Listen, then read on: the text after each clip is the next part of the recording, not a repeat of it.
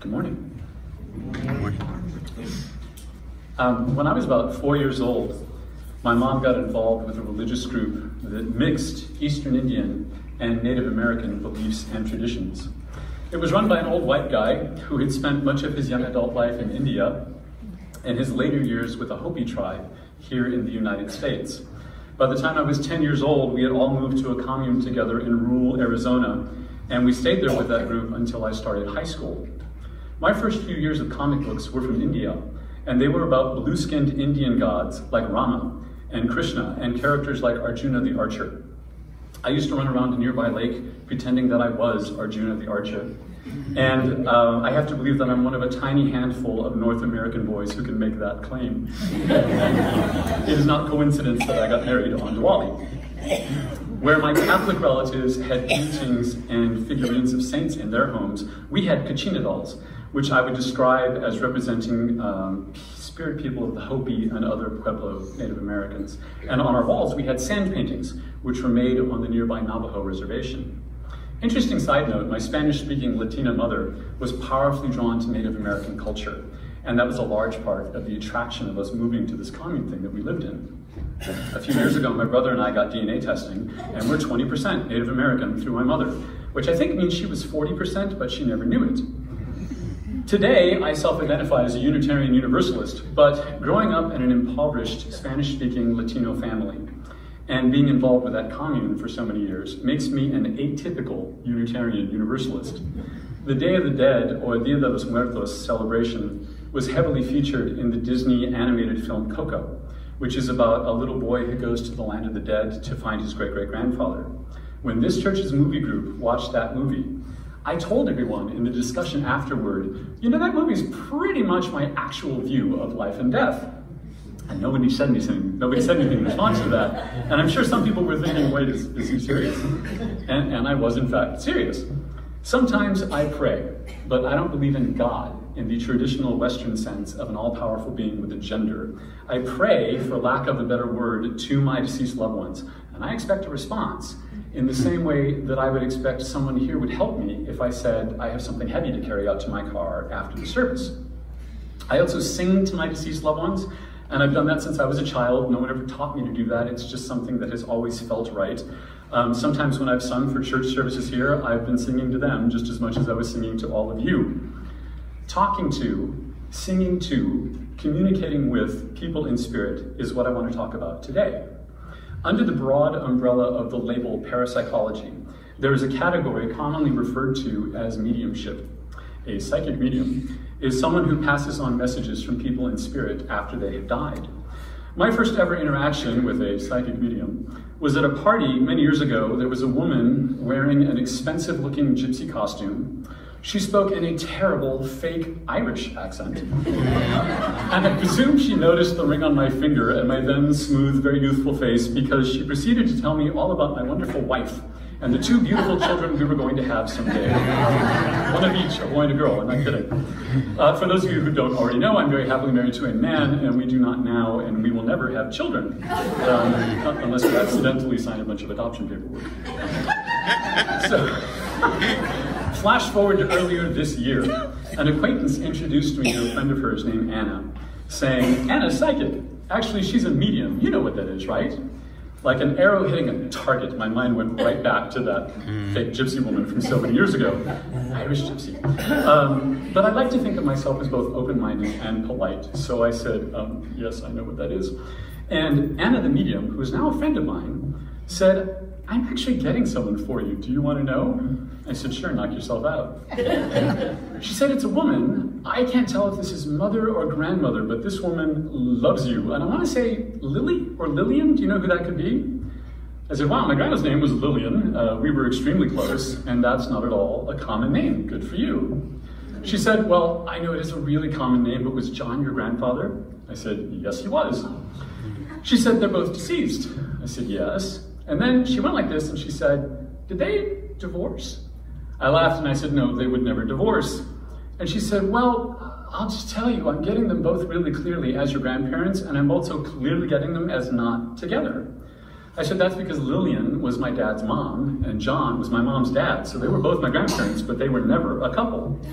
She said, oh, I shouldn't have assumed divorce. I'm not exaggerating in any way how I met my friend Anna this year. That's exactly what she said. In becoming friends with Anna this year, I have met other people who are trying to develop their mediumship skills. So I've offered myself up as a guinea pig because I consider myself open-minded, but I'll also tell you, frankly but politely, if what you're saying to me doesn't make any sense. Case in point, one of these mediums in training that I let practice on me said, I have a woman with me. This is not mom, but it's mom's generation. So I want to say like an aunt. This is a traditional stay-at-home mom. She had 4 kids, and I'm getting those 4 kids as 3 and 1. So like 3 girls and a boy, or 3 close in age and 1 not. And she took care of you sometimes when you were a little boy. This is a very loving person. I want to say aunt, or like an aunt. I said, I'm sorry, but that just does not describe anyone that I know now or that I have ever known. She paused and she said, well, would it help if I said that the month of May is somehow strongly connected to all of this? Oh, or maybe it's the name May. And I said, oh my God, May was a neighbor we had when I was 8 years old. She did have 3 girls and 1 boy. She was a traditional stay-at-home mom. She did sometimes babysit me when I was little. And she was a very loving, wonderful person. I haven't thought about her in a really long time. I guess I kind of forgot.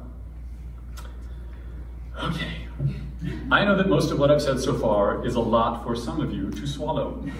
And I want you to know that it all puts me in a very awkward position. I have worked for one of the world's top science institutions for more than a decade. And we work really closely with NASA, where we all deal in facts. I got to see the Mars rover before it was sent up. It was like 30 feet away behind a wall of glass, but you know, now it's on another planet. It was one of the coolest and geekiest moments of my life. I also had to put myself through school, and I have a master's degree. And from my costly, time-consuming formal education, I know for a fact that brain scans can show us where memories are stored in the brain. So just how exactly could people in spirit be demonstrating anything like memories, much less personalities, without the benefit of a physical brain? My costly, time-consuming formal education is directly at odds with my repeated personal experiences. What's gotten under my skin this year is thinking about the mechanics of what it is these mediums are doing. How on earth is it possible to communicate from one personality to another without a physical brain? That does not make sense. Also, it's happening. So what do I do with that? The idea that I'm currently sitting with, this does not originate with me, is that consciousness might be received by our bodies rather than physically housed inside of our bodies. I was first introduced to that idea several years ago, and I just thought it was ridiculous at that time. The assumption that I've taken for fact for most of my life is that consciousness is housed inside our bodies, and specifically inside the brain. If you damage a limb badly enough or outright lose a limb, you're still you. But if you damage badly enough or outright lose your head, that's it, it's all over, right? Maybe not. There's also the question of memories. Brain scans can show us where and when memories form in the brain, because new synapses physically grow inside the brain in response to new stimuli. But what if, instead of being housed in those locations, memories are instead processed in those locations as they are received from elsewhere? I am now giving serious consideration to the idea that our personalities and even our memories might be received and processed by our brains, similar to how input from our bodies is received and processed by the brains. The part of your brain that processes vision, for example, is at the back of your head. And if you sustain an injury to the back of the head that's bad enough, you can go blind, even though there's nothing at all wrong with your eyes, because that processing center gets damaged. So maybe physical brain damage from either injury or disease, like Alzheimer's, impedes the processing of memories received from elsewhere, rather than impeding the storage and retrieval of memories from those damaged brain locations. I don't know. As an adult, I believe in the continuation of consciousness after death because of numerous personal experiences that have happened over my entire lifetime. Some of the most significant of those happened around my mom's passing. In the last few weeks of her life, my mother regularly saw her own deceased parents and some aunts and uncles who passed before her. Her Catholic relatives dismissed all of that as hallucinations, but she only ever hallucinated deceased loved ones. She never saw strangers. She never saw things like talking plants or pink elephants or anything like that. And if you've ever been on medication or recreational drugs that cause hallucinations, you know that you don't get to choose what you hallucinate. That's not how that works. Also, I think it's really important to mention that these were not comforting experiences for my mom. All of these deceased loved ones were trying to get her to go with them. And she was not ready for that. They were annoying her and making her angry. When I was a little boy, an old couple named Lee and Louise used to babysit me sometimes. And they were so loving and wonderful that I miss them even today. So, as my mom was dying a few years ago, I was driving home one day from the nursing home and I got stuck in traffic. And I'm sitting in my car, and instead of singing to Lee and Louise, I'm talking to them out loud, pleading with them to help my mom transition out of this life. This is my form of prayer, and remember that I expect a response when I do this kind of thing with my deceased loved ones. So the next day I go back to the nursing home, and we're all sitting there talking, and my brother asks my mom if she's seen any more of her parents. And she says, no, but guess who came to see me last night?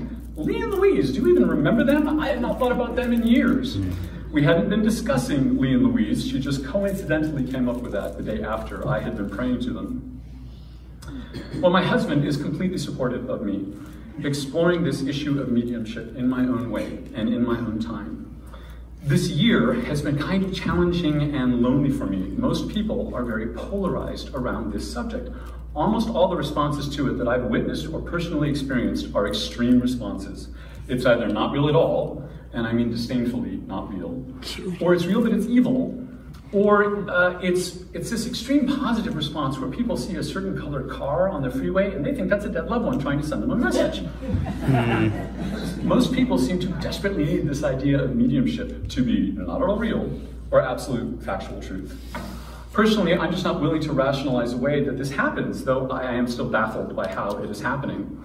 I will say that those who need for it to be true usually seem to be wounded to some degree by the loss of a loved one. And those who need for it not to be true also seem to be coming from a wounded place. A kind of epiphany for me this year has been about atheists. It turns out that for many atheists, they don't believe in an afterlife of any kind, and by extension, that includes not believing in God.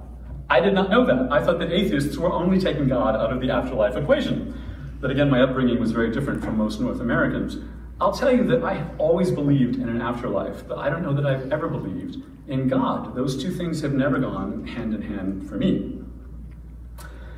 I've done some historic research on this topic, and mediumship is widely accepted in the United Kingdom. Spiritualist churches regularly hold mediumship demonstrations, and there are hundreds of spiritualist churches across the UK. They have laws there governing the fees people charge for mediumship and how to get refunds. I'm surprised. According to the Dictionary of Unitarian and Universalist Biography, I didn't know that existed until researching this, just before the American Civil War, spiritualists were roughly 10% of the US population, and Universalists were more likely to convert to spiritualism than Unitarians were. There was a lot of heated debate about this topic in our early communities. Both Universalism and Unitarianism reached an accommodation with spiritualism in the late 1800s. The terms of that accommodation were basically, believe in this if you must, but don't preach about it. Today in the United States, it's a widely disdained subject, but the roots of that disdain are neither religious or scientific. In the early 1900s, most mediums were women, and what they were trying to do was to demonstrate the continuation of consciousness after death. What they indisputably did was to demonstrate that women could make a living without becoming teachers or wives. That got other women thinking about what might be possible in all kinds of ways. And religious centers and community centers that were open to hosting mediumship demonstrations also tended to be open to hosting suffragettes.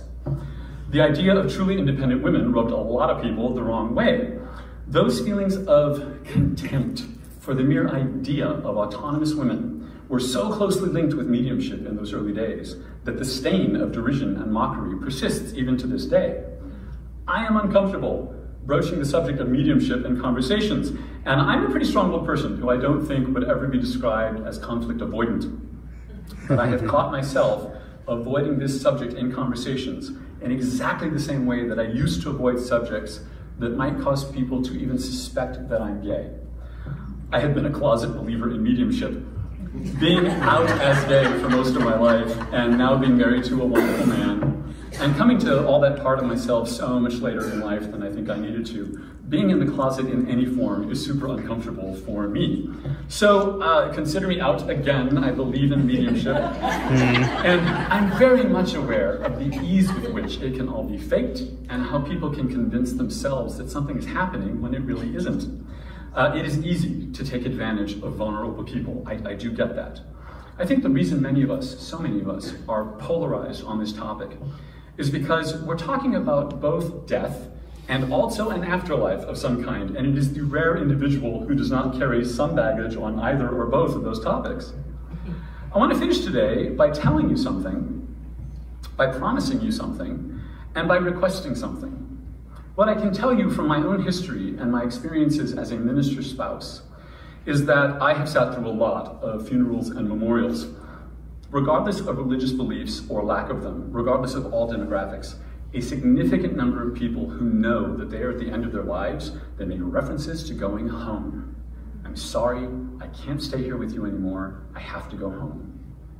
You know that if I fly away home tonight that I still love you. I'm done here, I'm going home. Well, I get to go home now, so that's good, right?